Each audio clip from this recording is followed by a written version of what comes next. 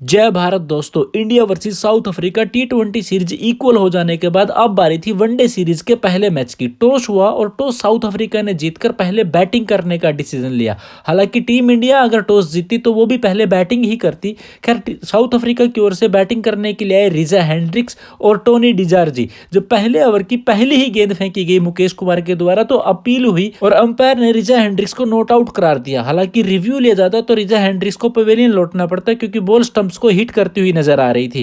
खैर, उसके बाद अपने पहले और भारतीय पारी के दूसरे ओवर की चौथी गेंद पर अर्शदीप सिंह ने रिजा हेंड्रिक्स को क्लीन बोल्ड कर दिया और साउथ अफ्रीका को 3 रन के निजी स्कोर पर लगा पहला झटका, जिसमें रिजा हेंड्रिक्स बिना खाता खोले पवेलियन लौट गए। इससे पहले कि साउथ अफ्रीका इस झटके से उबर पाता, अगले ही गेंद पर अर्शदीप सिंह ने वेंदर दुशेन को एलबीडब्ल्यू आउट कर दिया और अब साउथ अफ्रीका मुश्किल में पड़ गया था क्योंकि 3 रन के स्कोर पर 2 बड़े खिलाड़ी पवेलियन लौट चुके थे और ऐसी स्थिति में अब आए कप्तान एडम मार्करम। लेकिन उधर से अर्शदीप सिंह अपनी हैट्रिक बॉल पर थे। उन्होंने बॉल डाली और बॉल जाके पैड पर हिट कर गई, लेकिन बॉल थोड़ी सी ऊपर लगी थी। अपील हल्की सी जरूर हुई थी, लेकिन अर्शदीप सिंह भी जानते थे कि बॉल स्टंप्स के ऊपर से जाती। हैट्रिक तो यहां पर जरूर अर्शदीप सिंह ने मिस कर दी, लेकिन जो स्टार्टिंग में जो इंपैक्ट डालना था, जो प्रेशर साउथ अफ्रीका के ऊपर डालना था, वो जरूर डाल चुके थे। हालांकि डी जॉर्जी जरूर हाथ खोलते हुए नजर आए। उन्होंने 1-2 बड़े शॉट्स जरूर खेले और फिर कप्तान एडम मार्करम ने भी पहली 12 बॉलें डॉट खेलने के बाद एक चौके के साथ अपना खाता जरूर खोला।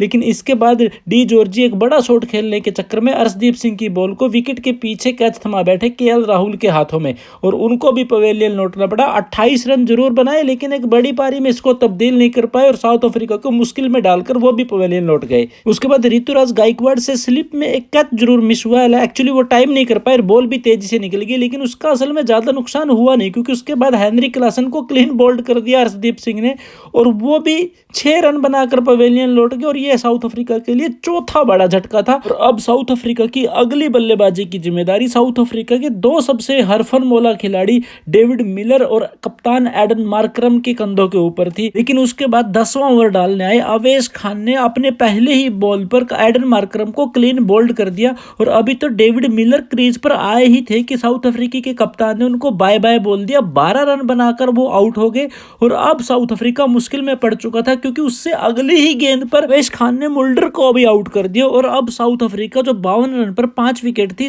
52 रन पर 6 विकेट हो गया। मुल्डर के आउट हो जाने के बाद अब अवेश खान अपनी हैट्रिक बॉल पर थे क्योंकि लगातार 2 बॉलों पर 2 विकेटें वो ले चुके थे। इस बॉल को फुलकवाया ने खैर जाने दिया और हैट्रिक लगने से किसी न किसी तरीके से साउथ अफ्रीका को बचाया। लेकिन फिर उसके थोड़ी ही देर बाद उसी ओवर में डेविड मिलर नमस्ते करके 2 रन बनाकर वो सीधा केएल राहुल के हाथों में अपना कैच थमा बैठे। अवेश खान ने उनका विकेट लिया तो अंत में फुलकवाया ने 33 रन की पारी खेलकर किसी न किसी तरीके से साउथ अफ्रीका को 100 के पार पहुंचाया और लास्ट विकेट कुलदीप यादव ने लिया। इस पूरी पारी में 5 विकेट लिए अर्शदीप सिंह ने, 4 विकेट लिए अवेश खान ने और 1 विकेट लिया कुलदीप यादव ने। साउथ अफ्रीका की बैटिंग की अगर बात करें तो सभी के सभी बल्लेबाजों ने पूरी तरीके से नाराज की और 116 के स्कोर पर पूरी की पूरी टीम ऑल आउट होगी और अब भारत को जीत के लिए चाहिए थे 117 रन। पहला मैच खेल रहे साई सुदर्शन ने पहली ही गेंद पर शानदार चौका जड़कर अपना खाता खोला। हालांकि उससे अगली गेंद पर वो एलबीडब्ल्यू आउट भी हो गए थे, लेकिन अंपायर ने नॉट आउट दिया और रिव्यू साउथ अफ्रीका की तरफ से लिया नहीं गया। साफ दिख रहा था कि बॉल इन लाइन पिच होकर विकेटों को हिट कर रही है। हालांकि इस पर हेनरी क्लासन ने पूरी की पूरी टीम से माफी भी मांगी क्योंकि उन्होंने ही रिव्यू लेने से मना किया था।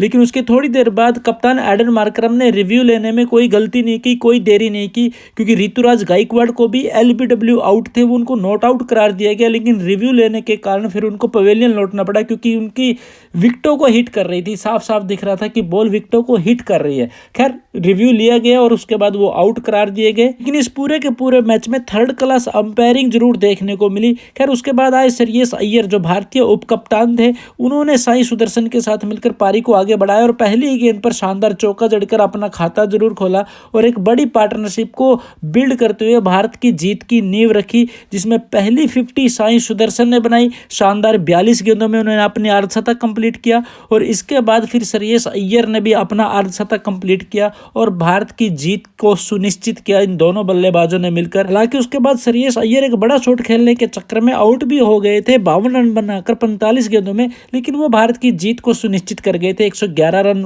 हो गए थे जब सुरेश अय्यर आउट हुए। उसके बाद आते ही एक साई सुदर्शन ने एक चौका लगाया और फिर 2 रन लेकर भारत की जीत को सुनिश्चित कर दिया तिलक वर्मा ने। और इस तरीके से भारत ने इन 3 वनडे मैचों की सीरीज का पहला मैच अपने नाम कर लिया। लास्ट में हैंडशेक करते टाइम मजाक में साउथ अफ्रीका के कप्तान एडन मार्करम युजवेंद्र चहल के खानदान पर अटैक करते हुए जरूर नजर आए। खैर ये मजाक का एक पार्ट था।